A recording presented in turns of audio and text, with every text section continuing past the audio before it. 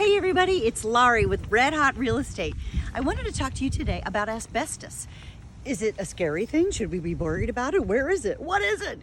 So asbestos is little tiny fibers that are all plumped together to make something really dense and typically very insulated. So they used it a lot back in the 1950s through 1978 to do for heat insulation and fire resistance.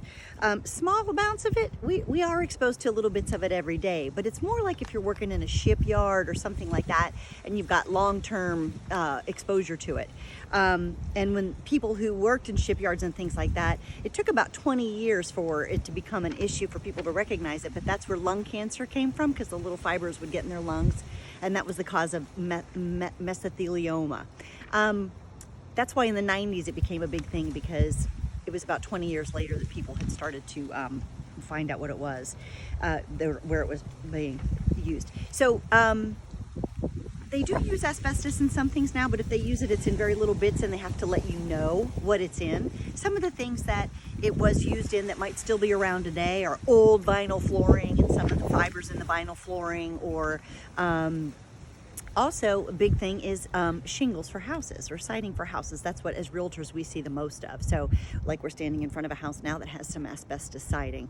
It's really not a big deal unless you're tearing off that asbestos or it's in really bad shape and it can be flaking so that those little particles become airborne. So if you have a house that has asbestos siding and you have, let's say, the bottom rung is starting to chip and do all, kind of come loose, or it's getting wet because it's wicking up water, you might want to, if you don't want to replace it, you could repair it by maybe just putting a board over it around the bottom of it.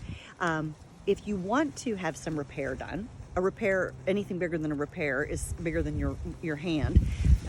Let's say you want to replace the whole bottom around your house. You're going to want to hire somebody who is licensed to do this, because they have a big protocol in how to take it up so that it doesn't get into your air ducts, the asbestos doesn't get into the air ducts, or leave garbage around that would create problems for you and your family or your pets.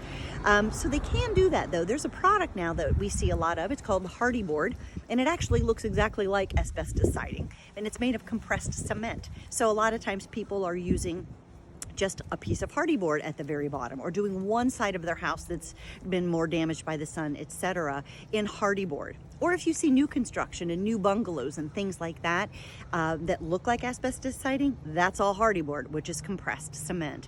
These kind of products are used in block or in wood frame homes, not block homes. So when you have asbestos siding or hardy board, it's on a frame house. So those are some things to kind of think about.